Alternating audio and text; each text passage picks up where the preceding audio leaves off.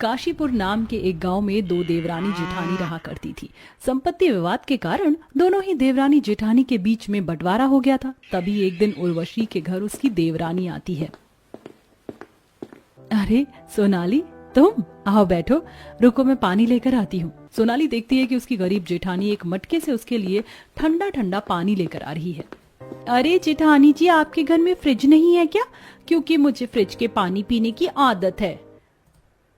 मुझे पता था कि ये यहाँ मेरी बहू को नीचा दिखाने के लिए ही आई होगी, और देखा वही किया इसने। अपनी अमीरी झाड़ते हुए अपनी जेठानी की गरीबी गिनवा रही है। नहीं बहू, हम लोग मटके का ही पानी पीते हैं, हमारे लिए यही ठीक है। अच्छा माँ जी, मैंने तो अपने घर में फ्रिज लगवा लिया है, हमें बर्दाश्त नहीं होती ना गर्मी। सच में? छोटी चाची, आपके घर में फ्रिज है? आपको तो बहुत मजा आता होगा ना फ्रिज का ठंडा ठंडा पानी पीने में। देख रही हो जेठानी जी, कैसे आपके बच्चे फ्रिज के लिए ललचा रहे। मेरी माने तो आप भी फ्रिज ले लीजिए। जानती हूँ आपकी औकात से बाहर है, पर बच्चों के लिए तो ले ही सकती है ना।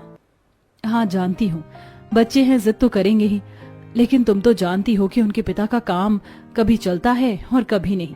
पैसे की तंगी चल रही है, हालात ठीक रहे तो हम भी फ्रिज ले लेंगे। अपने कड़वे शब्दों से परिवार के सभी सदस्य के दिल पर चोट पहुंचाकर सोनाली चली जाती है। देखते देखते गर्मी का तापमान बहुत ज्यादा बढ़ जाता है। सभी लोग गर्मी से परेशान होने लगते हैं। अब जहां उर्वशी के घर में पंखा भी नहीं था, वहीं दूसरी तरफ सोनाली अपने पंखे की स्पीड बढ़ाते हुए अपने पति से कहती है, विकास, गर्मी बहुत ज्यादा पड़ रही है और अब सिर्फ पंखे की हवा में नींद नहीं आती है। चलो ना एसी ले लेते हैं।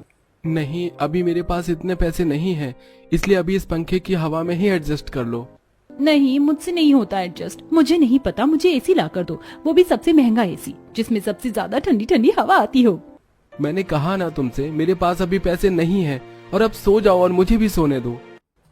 दूसरी तरफ उर्वशी की जेठानी के बच्चे गर्मी में परेशान हो रहे होते हैं। मम्मी मम्मी, बहुत गर्मी लग रही है, मच्छर भी बहुत काट रहे हैं। हाँ मम्मी, बहुत गर्मी लग रही है, उमस उमस सा महसूस हो रही है गर्मी। हाँ बच्चों, गर्मी तो बहुत ज्यादा हो रही है, पर मैं हाथ पंखा कर तो रही हूँ। देखो थोड़ी देर में तुम्हें नींद आ जाएगी, आंखें बंद करके सोने की कोशिश करो।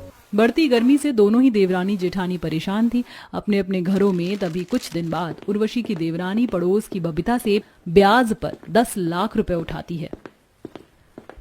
ये लो सोनाली, तुम्हारे 10 लाख रुपए, पर ध्यान रहे अगर तुमने ये 10 लाख रुपए समय पर नहीं भरा तो ब्याज लगना शुरू हो जाएगा, और अगर समय लगे तो तुम्हारे घर का एक एक सामान भी उठ सकता है।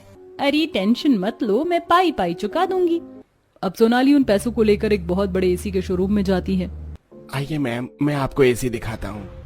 एसी वाला तरह तरह की एसी सोनाली को दिखाने लगता है। मैम ये देखिए, ये एसी आपको कैसा लगा? ये पसंद आया आपको? तो पैक करवा दो। नहीं नहीं, मुझे ये कुछ खास नहीं लगा, मुझे कुछ और अच्छा दिखाओ, थोड़ा महंगा दिखाओ, और ऐसा एसी दिखाओ जिसमें जरूरत से ज्यादा ठंडी ठंडी हवा आती हो। 5 मिनट के अंदर पूरा घर शिमला में बदल जाए। फिर तो मैम आप ये एसी देखिए, ये वर्ल्ड फेमस एसी है, जो 5 से 4 मिनट के अंदर पूरे घर को शिमला की तरह ठंडा कर देता है। इसकी कीमत लगभग 10 लाख रुपए है। आप कहें तो इसे पैक करवा दूं? अरे ये तो 10 लाख रुपए की एसी दिखा रहे हैं, ऐसे तो ब्याज पर लिए हुए सारे पैसे एक झटके में खत्म हो जाएंगे। क्या करूं, छोड़ो ना, खरीद ही लेती हूँ। ठीक है भैया, आप ये 10 लाख रुपए वाला एसी पैक कर दीजिए। अब कुछ ही देर में 4 से 5 लड़के 10 लाख का एसी सोनाली के घर के हॉल में लगा के चले जाते हैं। कुछ देर बाद सोनाली अपने हॉल के सभी विंडो को खोल देती, जिससे एसी की ठंडी ठंडी हवा घर के बाहर भी जारी होती है। तभी वहां पास से गुजरती हुई सरला और कमला कहती है, अरे कमला, ये ठंडी ठंडी हवा तो सोनाली के घर से आ रही है। अरे तुझे नहीं पता क्या, सोनाली ने अपने घर में एसी लगवा लिया है। अच्छा, क्या बात है। वैसे इसकी इस गरीब जेठानी ने कुछ भी नहीं लगवाया क्या? अगर ऐसा है तो चल इसकी जेठानी को भी बताते हैं। सरला और कमला उर्वशी के दरवाजे पर आती हैं। अरे कहाँ हो उर्वशी? हाँ दीदी बोलिए, क्या हुआ? अरे उर्वशी, तुम्हें पता है तुम्हारी देवरानी ने अपने घर में एसी लगवाया है, चलो चलकर देख कर आते हैं। नहीं, मैं नहीं जाऊंगी, मुझे घर में थोड़ा काम है। उर्वशी के मना करने पर सरला और कमला सोनाली के घर पर आती हैं, जहां सोनाली हॉल में अपने 10 लाख के एसी के नीचे बैठकर ठंडी ठंडी हवा खा रही होती है। अरे बाप रे, इतना बड़ा एसी, कितनी ठंडक हो रही है तेरे घर में सोनाली, ऐसा लग रहा है जैसे शिमला में आ गए। असली मजे तो तेरे हैं। ऐसे ही शिमला के मजे नहीं ले रही हूँ कमला। ये शिमला जैसी ठंडक के मजे लेने के लिए मुझे एसी के दुकान पर पूरे 10 लाख की कीमत चुकानी पड़ी है, तब जाकर एसी खरीद पाई हूँ। क्या 10 लाख? तेरा ये एसी 10 लाख रुपए का है सोनाली? और क्या, नहीं तो हल्के में ले रही हो क्या अपनी सोनाली को? अब रात को जब सोनाली का पति विकास आता है तो वो भी अपने घर में एसी को देखकर हैरान हो जाता है। तुमने ये एसी कहाँ से खरीदा सोनाली? क्योंकि मैंने तो तुम्हें इस महीने 1 भी रुपया नहीं दिया। एसी की ठंडी ठंडी हवा खाओ, दाम के पीछे ना घूमो। हाँ नहीं तो आए बड़ा एसी कहाँ से लाई पूछने वाले। वहीं दूसरी तरफ गर्मी के बढ़ते तापमान के कारण देवकी की तबीयत थोड़ी सी खराब होने लगती है, जिसे देख उर्वशी अपने पति अशोक से कहती है, सुनिए जी, माँ जी की तबीयत बहुत ज्यादा खराब हो रही है। गर्मी का तापमान भी बढ़ता जा रहा है और इस भीषण गर्मी से माँ जी की सेहत को ठीक करने के लिए हमें एक कूलर खरीदना ही पड़ेगा। चलिए दुकानों पर जाकर कूलर का दाम पता करके आते हैं। उर्वशी अपने पति के साथ एक कूलर की दुकान पर आती है, जहाँ वह तरह तरह के कूलर को छू कर देख रही होती है। मैडम जी, आप हमें बताइए तो सही, आपको कैसा कूलर चाहिए? आप जिस कूलर को देख रही हैं वो कूलर 30,000 रुपए का है और कूलर का शुरुआती दाम 30,000 से ही है और इससे नीचे नहीं है। क्या 30,000 रुपए? ये तो बहुत महंगा है। क्यों अशोक जी, हम खरीद पाएंगे ये 30,000 का कूलर? अगर आप ये 30,000 का कूलर नहीं खरीद सकती हैं तो आप अपनी बजट में कोई सेकंड हैंड कूलर देख लीजिए। हम सेकंड हैंड कूलर भी बेचते हैं, ये आपको 1,000 रुपए की शुरुआती दाम में मिल जाएगा। अब उर्वशी अपने पति के साथ घर पर आती है और दोनों ही मिलकर अपनी जमा पूंजी को गिनने लगते हैं, जहां उर्वशी अलमारी पर रखे गुल्लक को फोड़ती है। ये पैसे मैंने बंटी और ट्विंकल की अगली कक्षा में दाखिला के लिए जोड़ रही थी, लेकिन कोई बात नहीं, अभी माँ जी के लिए कूलर लेना जरूरी है। मेरे पास भी ये कुछ पैसे हैं, 150 रुपए करके जोड़े हैं तो ये 1,000 रुपए हो रहे हैं। चलो दुकान से वो सेकंड हैंड कूलर अब खरीद लेते हैं। उर्वशी और अशोक कूलर की दुकान से वो सेकंड हैंड कूलर 1,000 रुपए में खरीद कर अपने घर लेकर आ रहे होते हैं, जिसे उर्वशी की देवरानी सोनाली देख लेती है। अरे जेठानी जी, ये किसका गंदा कूलर उठाकर ले जा रही हो अपने घर? किसका क्या, मेरा कूलर है और पूरे 1,000 रुपए में खरीदा है मैंने ये कूलर। वैसे आपकी औकात के हिसाब से आपके ऊपर ये 1,000 रुपए का कूलर ही सूट करता है। मैंने तो अपने घर में 10 लाख का एसी लगवाया है। जा रही हूँ एसी की ठंडी ठंडी हवा खाने, बाहर बहुत गर्मी है। बल्ले बल्ले, हमारे घर में भी कूलर आ गया, अब हम भी ठंडी ठंडी कूलर की हवा खाएंगे। इन सब की क्या जरूरत थी बहू? चिंता मत करो माँ, ये सेकंड हैंड कूलर है और सिर्फ 1,000 रुपए का आया है। अब जहां उर्वशी अपने 1,000 रुपए के कूलर में खुश थी, वहीं दूसरी तरफ उसकी देवरानी की कंडीशन अब खराब होती जा रही थी। एसी के बार बार खराब होने के कारण सोनाली को बार बार एसी सर्विस करवाना पड़ रहा था और उसके आधे से ज्यादा पैसे एसी की सर्विसिंग में ही चले जाया करते थे, जिसके कारण वह अपने ब्याज पर लिए हुए पैसे भी नहीं चुका पा रही थी। तभी एक दिन बबीता आती है। चलो रे लड़के, इसके घर का एसी उतार लो, ब्याज पर पैसे उठा लेते और चुकाने की औकात नहीं होती। पैसे न भरने के कारण बबीता सोनाली का एसी उतरवा कर ले जाती है। कुछ दिनों बाद सोनाली की तबीयत खराब होने लग जाती है, क्योंकि उसकी बॉडी को ठंडा टेम्परेचर में रहने की आदत हो जाती है। ये बात जब उसकी जेठानी को पता चलती है तो उसकी जेठानी अपने घर का कूलर उसके घर पर लेकर आती है। सोनाली, तुम ठीक तो हो ना? तुम्हारी हालत तो बहुत खराब हो रही है, तुम परेशान मत हो। मैंने इस कूलर में ठंडा ठंडा पानी भरकर चला दिया है, थोड़ी ही देर में राहत मिलेगी। तुम ये ठंडे ठंडे फ्रूट्स खाओ मेरे हाथ से, तुम्हें अच्छा महसूस होगा। भाभी, अच्छा हुआ आप आ गई, वरना मैं तो समझ ही नहीं पा रहा था कि मैं क्या करूं। सोनाली की तबीयत इतनी खराब हो रही थी। उर्वशी की देखभाल से सोनाली की तबीयत में सुधार होता है और कूलर की ठंडी ठंडी हवाओं से सोनाली की बॉडी का टेम्परेचर भी रिलैक्स होता है। लेकिन अपनी जेठानी को उसके लिए इतना करता देख सोनाली को बहुत शर्मिंदगी महसूस होती है। तभी वह अपनी जेठानी से कहती है, जेठानी जी, मैंने आपके साथ बहुत बुरा किया ना। मैं बहुत भेदभाव करती रही आपके और अपने परिवार में पैसों को लेकर।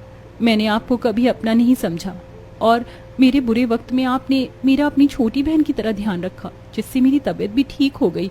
मुझे माफ कर दीजिए। अब हमारे बीच में रिश्तों का जो भी खटास है मेरी वजह से पैदा हुआ था, उसे खत्म कर दीजिए। कोई बात नहीं सोनाली, तुम मेरी छोटी बहन हो और छोटी बहन से भला कोई बड़ी बहन माफी मंगवाती है? तुम्हारी तो सारी गलतियां माफ हैं। आज शांति के दूसरे बेटे की भी शादी हो गई थी, क्योंकि उसकी दूसरी बहू अमीर घर से थी और काफी दहेज लेकर आई थी। इसलिए बड़े ही प्यार से शांति अपनी अमीर बहू यानी पूजा का गृह प्रवेश करवाती है और साथ में उसे सोने के कड़े भी देती है। मेरी चांद सी बहू के लिए मेरी तरफ से छोटा सा तोहफा। ये तो बहुत ही प्यारा है माँ जी, पर यहाँ कितनी गर्मी है, इस घर में एक एसी नहीं है क्या? घर में आते ही पूजा गर्मी की वजह से पसीने में डूब जाती है, तो वहीं आरती अपना गृह प्रवेश का दिन याद करती है। शांति, बहू का गृह प्रवेश करवा दिया तो उसे उसका गिफ्ट भी दे दो। मेरी गरीब बहू मेरे लिए क्या लेकर आई है मायके से जो मैं उसे गिफ्ट दूं? पर आप कह रहे हैं इसलिए ये चुटकियां दे रही हूँ। चुटकियां देने के बाद शांति मुंह बनाकर वहां से चली जाती है। ये सब वो सोच रही होती है कि तभी काजल आरती से कहती है, भाभी, छोटी भाभी को उनके कमरे तक ले चलते हैं, यहाँ सच में बहुत गर्मी लग रही है। काजल और आरती पूजा को उसके कमरे तक ले जाती हैं, जहां आरती पूजा से कहती है, कल तुम्हारी मुंह दिखाई है, अच्छे से तैयार हो जाना। और भाभी आपको पता है 2 महीने बाद 25 तारीख को ही माँ पापा की 25वीं सालगिरह आ रही है और बड़ी भाभी ने तो कुछ सोचा भी है। आप भी हमारे साथ मिलकर माँ पापा की 25वीं सालगिरह की प्लानिंग करना। इतना बोलकर पूजा और आरती वहां से चले जाते हैं। अब अगले दिन पूजा की मुंह दिखाई होती है, जहां घर आए सभी मेहमान कुछ न कुछ बहू को देकर जाते हैं, तो वहीं शांति अपनी प्यारी बहू के लिए एक एसी मंगवाती है। भैया, ये एसी मेरी छोटी बहू के कमरे में लगा दो, मेरी अमीर बहू से गर्मी बर्दाश्त नहीं होती। बहू, ये है मेरी तरफ से तेरी मुंह दिखाई का गिफ्ट। क्या बात है भाभी, छोटी बहू की छोटी छोटी बातों का ख्याल रखा जा रहा है। बड़ी बहू की मुंह दिखाई में तुमने उसे कुछ भी नहीं दिया था। उस औरत के इतना कहते ही आरती को अपनी मुंह दिखाई याद आती है, जिसमें शांति ने सिर्फ अपनी बहू के हाथ में 500 रुपए का लिफाफा दिया था। भाभी, तुम्हारे घर में तुम्हारी पहली बहू आई है और तुम हो कि अपनी बहू को सिर्फ 500 रुपए का लिफाफा दे रही हो। दीदी, इंसान की जितनी हैसियत होती है उनको उतना ही दिया जाता है। तो क्या हुआ बुआ जी, तब मैं और अब में फर्क भी तो है। चलिए मुंह दिखाई की रस्म पूरी करते हैं, गर्मी धीरे धीरे बढ़ती जा रही है। इस तरह मुंह दिखाई की रस्म पूरी की जाती है और अगले दिन पूजा की पहली रसोई होती है और आरती कमरे में बैठकर कुछ सिलाई कर रही होती है। तभी वहां ताने देती हुई शांति आती है। बस हर वक्त सिलाई करना और मेरे बेटे की कमाई लेना आता है, ये नहीं कि घर में देवरानी आई है उसकी थोड़ी मदद करवा दे। अपनी सास की बातें सुनकर आरती उदास रसोई में चली जाती है, जहां वो देखती है कि उसकी देवरानी अकेले खाना बना रही है। पूजा, आज तुम्हारी पहली रसोई, मुझे बुला लेती। गई थी मैं आपको बुलाने, पर मैंने देखा आप सिलाई कर रही हैं इसलिए आपको परेशान नहीं किया। उफ, ये गर्मी। हाँ, वो 2 महीने बाद माँ जी की 25वीं शादी की सालगिरह आ रही है, तो बस उनके लिए सरप्राइज प्लान कर रही हूँ। ये तो बहुत अच्छी बात है। आरती सालगिरह के बारे में पूजा से बात करना चाहती थी, पर पूजा कोई इंटरेस्ट ही नहीं दिखाती। इस वजह से आरती भी उससे कुछ नहीं कहती। कुछ देर में सभी लोग खाने की टेबल पर बैठते हैं और एक बार फिर शांति अपनी छोटी बहू को हीरों का हार देती है। माँ जी, ये हार बहुत प्यारा है, पर मैं क्या कह रही थी कि हमारे घर का तो जो फ्रिज है वो काफी छोटा है, अगर इस गर्मी के लिए बड़ा फ्रिज आ जाता तो अच्छा रहता। हाँ बहू, क्यों नहीं, तूने कह दिया है ना, अब आ जाएगा। जहां पूरा परिवार एक साथ खाना खा रहा होता है, तो वहीं हीरो का हार देखकर बेचारी आरती को अपनी पहली रसोई याद आती है। भाभी, आपने बहुत अच्छा खाना बनाया है, लगता है आज तो माँ खुश होकर आपको बहुत अच्छा तोहफा देंगी। इतने पैसे नहीं है मेरे पास कि इस गरीब के ऊपर लुटाती रहूं। अरे मुंह दिखाई में गृह प्रवेश में दिया तो गिफ्ट, अब क्या पूरी तिजोरी उसके नाम कर दूं? कितनी गर्मी हो रही है ऊपर से तुम्हारी बातें, मेरा तो दिमाग ही गर्म हो गया। एक बार फिर अपनी पहली रसोई याद करती हुई उदास हो जाती है और कमरे में चली जाती है आरती, जहां सूरज उसे 1000 रुपए देते हुए कहता है, ये लो आज 1000 रुपए कर लो माँ की एनिवर्सरी के लिए पैसे जमा। अच्छा सुनो ना, आते हुए रात को कुछ मोती सितारे डोरी भी लेकर आ जाना, और हाँ कुछ चॉकलेट, क्रीम, बेकिंग सोडा और ब्रेड भी ले लेना। हाँ मेरी माँ, मैं जानता हूँ तुम घर में ही माँ के लिए केक और उनकी पसंद की मिठाई बना रही हो, घर की डेकोरेशन खुद करना चाहती हो, और ये ड्रेस भी पिछले 2 महीने से तुम माँ के लिए ही बना रही हो। अब लिस्ट भेज देना, ला दूंगा सारा सामान। इतना बोलकर सूरज वहां से चला जाता है। इसी तरह कुछ दिन बीत जाते हैं और एक दिन जब काजल, आरती, पूजा के कमरे में एक साथ बैठे होते हैं, तो आरती काजल और पूजा से कहती है, माँ जी को स्काई ब्लू कलर बहुत पसंद है। मैं सोच रही हूँ कि हम व्हाइट और स्काई ब्लू के बैलून से घर सजाएं और दीवार पर माँ जी पापा जी की शादी से लेकर अब तक की फोटो और लाइट लगाएं। हाँ भाभी, और माँ को ना चॉकलेट केक पसंद है। मैं सोच रही हूँ कि उनके जन्मदिन के लिए हम 3 लेयर वाले केक बनाएं। पापा तो सिंपल है, उन्हें सब कुछ पसंद आता है। मुश्किल है माँ को खुश करना, अगर वो खुश होंगी तो पापा तो हो ही जाएंगे। आप क्या कहती हो पूजा भाभी? जैसा आप सबको ठीक लगे। वैसे दीदी, आपके कमरे में काफी गर्मी लग रही है, मैं अपने कमरे में जा रही हूँ। एक बार फिर पूजा कोई इंटरेस्ट नहीं दिखाती और गर्मी का बहाना देकर अपने कमरे में चली जाती है। समय यूं ही गुजरता है और देखते ही देखते कुछ दिन बीत जाते हैं, जहां बिना गर्मी और पसीने की परवाह करे दिन रात एक करके आरती अपनी सास के लिए उसकी पसंद की एक शिफॉन की साड़ी लाती है और अपने हाथों से उस पर कढ़ाई करती है, उसके बॉर्डर पर लेस लगाती है और ब्लाउज भी अपनी सास की पसंद के मुताबिक बनाती है। पूजा, ये देखो मैंने माँ जी के लिए उनकी पसंद की साड़ी बनाई है। माँ जी का हमेशा से सपना था कि वो अपनी 25वीं सालगिरह पर शिफॉन की साड़ी पहने जिस पर इतना वर्क हो। दीदी, इस उम्र में माँ जी के लिए इतनी हैवी साड़ी ठीक नहीं रहेगी। खैर, आपने बनाई है तो कुछ सोच कर ही बनाई होगी। वैसे भी मार्केट जा रही थी माँ जी के लिए कुछ गिफ्ट लेने। हाँ पूजा, क्यों नहीं, तुम्हारा गिफ्ट माँ जी को बहुत पसंद आएगा। इस तरह पूजा मार्केट जाकर एक बनारसी साड़ी लेकर आती है। समय यूं ही बीतता है और एनिवर्सरी से एक शाम पहले। पूजा, कल माँ जी की एनिवर्सरी है। आज रात के 12 बजे ही हमें माँ जी को सरप्राइज देना है। इसके लिए पूरा घर सजाना होगा और इसमें हमें तुम्हारी मदद चाहिए। माफ करना, इतनी गर्मी में सारी रात इन सब के चक्कर में अपनी नींद खराब नहीं करना चाहती थी। मुझसे नहीं हो पाएगा और आप सब है ना सजाने के लिए घर। मैं चलती हूँ, नींद आ रही है। इतना बोलकर पूजा वहां से चली जाती है और कमरे में एसी चलाकर सो जाती है। तो वहीं दिवाकर, सूरज, आरती, काजल गर्मी से परेशान, पसीने से लथपथ अपने हाथों से पूरा घर सजाते हैं और रात के 12 बजे अपनी माँ के कमरे का दरवाजा पीटते हैं। अजी, क्या हो गया हमारे बच्चों को? इतनी रात को क्यों दरवाजा पीट रहे हैं? अरे वो तो दरवाजा खोलने पर ही पता चलेगा। जैसे ही शांति दरवाजा खोलती है, शांति के दोनों बेटे अपने माँ पापा के ऊपर फूल गिराते हैं और आरती अपने हाथों में केक लेकर आती है और सब एक साथ मिलकर विनोद और शांति को उनकी शादी की 25वीं सालगिरह की मुबारकबाद देते हैं। हैप्पी 25th वेडिंग एनिवर्सरी माँ और पापा। हैप्पी 25th वेडिंग एनिवर्सरी माँ और पापा। देख रही हो शांति, हमारे बच्चों ने हमारी 25वीं एनिवर्सरी कितने अच्छे से शुरू की है। ये तो बस शुरुआत है पापा जी और माँ जी। मैं आपके लिए गिफ्ट भी लेकर आई हूँ। आप पहले हॉल में चलकर केक काट दीजिए। इस तरह आरती सभी को हॉल में ले जाती है, जहां शांति अपने पति के साथ केक कट करती है और सभी बच्चे अपनी माँ को कोई ना कोई तोहफा देते हैं। पर अब भी शांति की नजर अपनी छोटी बहू पर होती है। मेरी छोटी बहू कहाँ रह गई? होना हो बेचारी अकेली इतनी गर्मी में मेरे लिए कुछ बड़ा सरप्राइज प्लान कर रही होगी। कोई बात नहीं, कल तो मुझे पता ही चल जाना है। माँ, जानती हो ये सब कुछ आपकी बड़ी बहू का प्लान था और कल आपकी 25वीं एनिवर्सरी के मौके पर हमने एक छोटी सी पार्टी भी रखी है। अच्छा, ठीक ही है ये सब। शांति सरप्राइज देखकर काफी खुश होती है और खुलकर तारीफ नहीं करती। अगले दिन सुबह से शाम हो जाती है। घर में एक छोटी सी पार्टी होती है। पूरा घर लाइट, गुब्बारे और रिबन से सजा था। कुछ ही देर में एक एक करके घर में मेहमान आने लगते हैं और शांति आरती की डीप ब्लू कलर की शिफॉन की साड़ी पहनकर आती है। बहुत अच्छी लग रही हो भाभी इस साड़ी में। अब चलो जल्दी से केक कट करो, हम सबको बहुत भूख लगी है। सही कहा बहन तुमने, और हमारा घर भी दूर है। माँ जी, मेरी तरफ से आपके लिए बनारसी साड़ी। सिर्फ बनारसी साड़ी? पूजा अपनी सास को बनारसी साड़ी देती है। ये देख शांति को काफी बुरा लगता है, पर वो कुछ नहीं बोलती। कुछ ही देर में शांति और विनोद अपनी 25th वेडिंग एनिवर्सरी का केक कट करते हैं। उसके बाद सभी घर आए मेहमान आरती के हाथों का बनाया खाना खाते हैं और उसकी काफी तारीफ करते हैं। शांति, तुम्हारे बच्चे बता रहे थे कि ये सब कुछ तुम्हारी बड़ी बहू ने किया है, और तुमने जो इतनी सुंदर साड़ी पहनी है ये भी बहू ने खुद अपने हाथों से तैयार किया, और खाना भी बहू ने लाजवाब बनाया है। और तुम्हारा केक तो क्या ही बताऊं, मेरा तो दिल कर रहा है कि बहू को ऑर्डर दे दूं केक का। जो भी कहो, तुम्हारी बड़ी बहू बहुत समझदार है। बड़ी बहू ने तो साबित कर दिया, इंसान चाहे गरीब हो या अमीर, बस उसे अपने घर वालों की पसंद नापसंद का ख्याल होना चाहिए।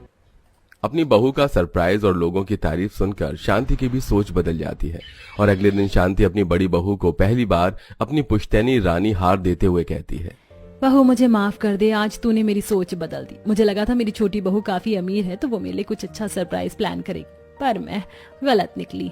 माँ जी, मुझे माफ कर दीजिए, मैं नहीं जानती थी कि आपकी 25वीं सालगिरह इतनी खास है। बहू दुखी मत हो, तूने तो मेरी सोच बदल दी। ना माफ करना बड़ी बहू, मैं तुझे हमेशा ताने देती रही।